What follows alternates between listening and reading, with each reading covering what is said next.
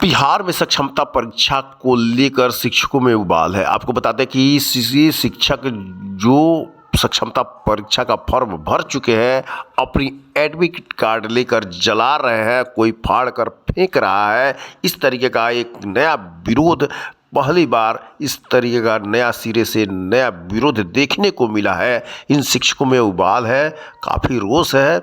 और ये शिक्षक आज इस मोतिहारी में पूर्वी चंपारण की इस मुख्यालय में अपना रोष प्रकट कर रहे हैं। आप देख सकते हैं कुछ ऐसे भी शिक्षक हैं जिन्होंने एडमिट कार्ड लेकर उसे फाड़ कर अपना विरोध जताया है। पूरे बिहार में एक हाल है, जहाँ तक कि शिक्षकों ने कहा है कि आने वाले दिन में यदि सरकार हमारी बातें नहीं मानती है तो हम फिर पटना के सड़कों पर उतरेंगे और आगे भी हमारी रणनीति जारी रहेगी, हमारा आंदोलन जारी रहेगा। हम छात्रों को भली भांति पढ़ाते हैं, पूर्ण मेहनत करते हैं, पर सरकार आज हमको अपने ही परिवार से बेदखल करना चाहती है, अलग करना चाहती है। शिक्षकों की ये मांग भी जायज़ है। यदि ये शिक्षक अपने बूढ़े माता पिता को छोड़कर कहीं दूर क्षेत्र में अगर अपनी ड्यूटी देने जाते हैं तो उनकी चिंता हमेशा घर पर बनी रहेगी।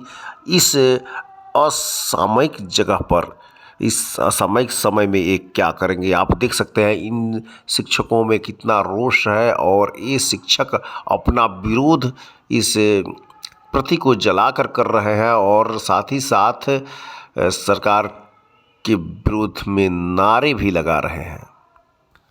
चूक से अगर एडमिट कार्ड लेकर घर जाएंगे और परीक्षा के सेंटर पर जाएंगे, वो अपना चालाकी छोड़ देंगे। इसलिए शिक्षक के क्रांतिकारी नेताओं के लाश पर यह परीक्षा होगी, लेकिन यह परीक्षा हम कतई होने नहीं देंगे।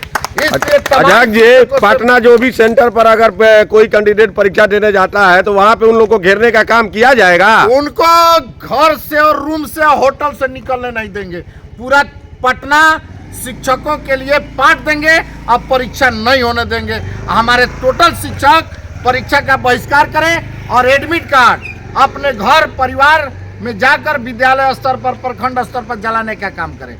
और पदाधिकारी आज आया है, कल चल जाएगा। और चालाकी से पदाधिकारियों के द्वारा सोची समझी साजिश के तहत हम लोग को पीठ में खंजर भोंकने का काम कर रहे हैं। तो आंदोलन के बाद वैसे पदाधिकारी को खंजर भोंकने का काम मैं सीना में करूंगा। आप देख सकते हैं शिक्षकों में यह रोष कितना तेज है। यहाँ तक कि जनप्रतिनिधि में जदयू के नेता नीरज कुमार भी सदन में कह चुके हैं कि शिक्षकों को ऐच्छिक स्थानांतरण दिया जाए। वहीं पर एमएलसी संजीव कुमार भी इसका पक्ष रख चुके हैं कि शिक्षकों को ऐच्छिक स्थानांतरण दिया जाए। तो वहीं पर श्री विजय चौधरी भी अपना पक्ष रख चुके हैं। आप कहते हैं शिक्षा मंत्री से श्री नीरज कुमार, ये सर्वविदित है।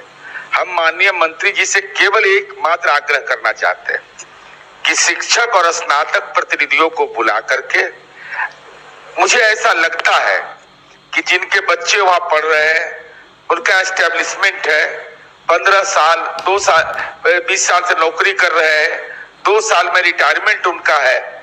अब पूरी सेवा उनकी आप ट्रांसफर कर देंगे, नई जगह वो जाएंगे तो निश्चित रूप से उनको विद्यालय को समझने में 6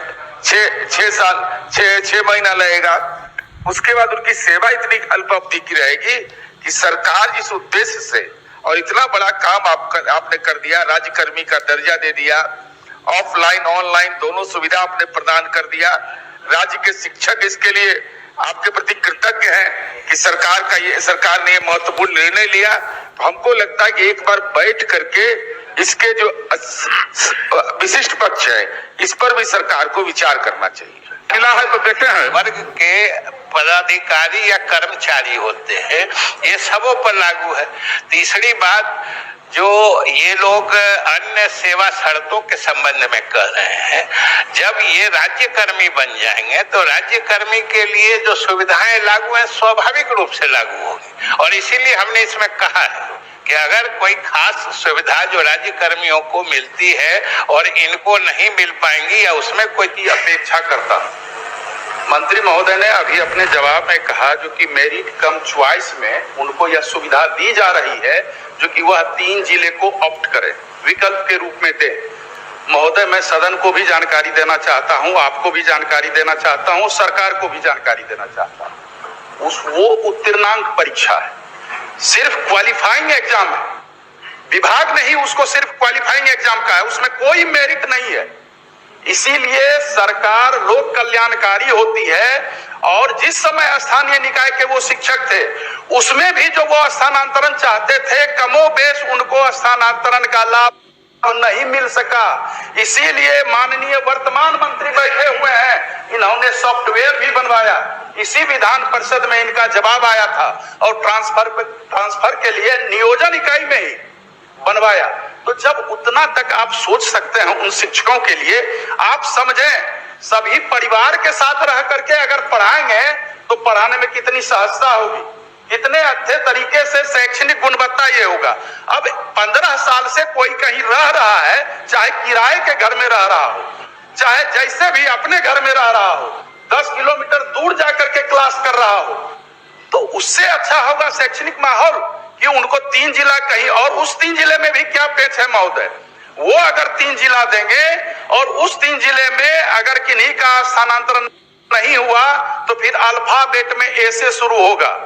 अब ए से चले जाएंगे, अररिया से शुरू होगा या औरंगाबाद से शुरू होगा, तो मान लीजिए कि